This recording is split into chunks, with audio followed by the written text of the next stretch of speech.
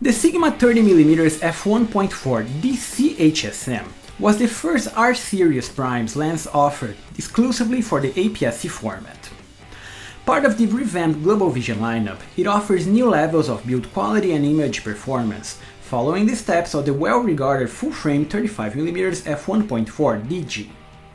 At 74 by 63mm of 435 grams of mostly plastics, the first thing we notice on Sigma's 30mm DC is the identical design to other art series lenses. The same sober design, ergonomics, and all black and white finishings, made to always be with you. The usability is straightforward as any prime lens, but here with something extra. The external design is finished in metal and rubbers, pleasing to the touch and offering different tactile feedbacks, and the front manual focusing ring sports a tall, thick, sticky rubber, precise to be used all day. Inside, Sigma pairs it with its excellent HSM hypersonic motor, silent and accurate, fairly quick here tested with the EOS M. It's perfect for a street photographer under plenty of light and contrast, making nearly all photos of this review in focus. But I did suffer on a single shot under low light when the camera wouldn't lock focus due to the lack of contrast, probably due to the user error.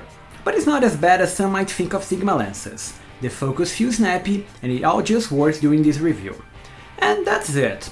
Without zoom, stabilizer or any other electronic parts, at the front the 30mm DC accepts smaller 62mm filters that are incompatible with any other lenses on my kit. They're either 67 or 58mm. The supplied in the box lens hood is easy to fix and rubberize, matching the lens aesthetics and usability. At the rear, the brass mount is ready for years of operation, despite not sporting any rubber gasket to seal it against dust and water. But we can see the large f1.4 aperture at the rear. This is a true large aperture prime meant for high-end image quality. While not recommended, it even mounts on full-frame cameras, but the heavy vignette prevents me from recommending it to anyone. Overall, this is a true art series lens, the best in build quality, despite the APS-C format. With a 9 elements in 8 groups optical formula, sporting none of the 35mm f1.4 DG specialty glasses like FLD, LCD, and just an aspherical piece at the rear, unfortunately what the 30mm DC delivers optically leaves a lot to be desired. Not even close to the image quality of the larger lens, and hardly justifying the near $500 price tag. This is simply not the real deal we got used from Sigma on the near flawless 35DG.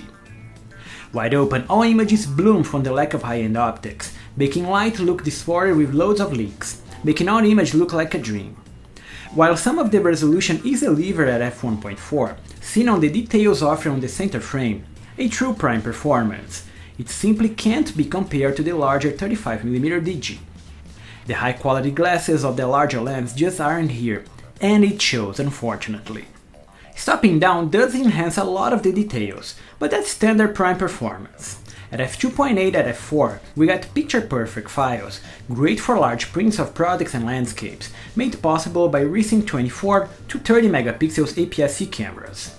Another victim of the lower-end optics are also the chromatic aberrations, delivering both loads of high-contrast areas, be it out of focus areas or under high contrast. It's actually one of the worst I've ever used.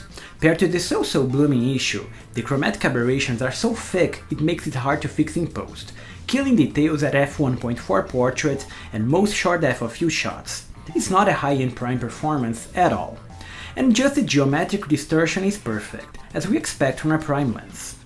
Finally, the overall colors and bokeh are pleasing, with good autofocus renderings of patterns, colors, gradients and highlights, for that specialty large aperture look we expect from a prime. But I simply can't recommend it over the $300 more expensive, sometimes just $200 more, 35mm f1.4 DG. And that's the elephant in the room. The 30mm DC is cheaper and smaller, yes, but far from comparable. So if you're really looking for the best in class in prime performance, I would have to recommend the larger lens. It is a little bit more expensive, sure, but it delivers much more than the extra $300. So just add that to better lens on your kit, and nice shooting.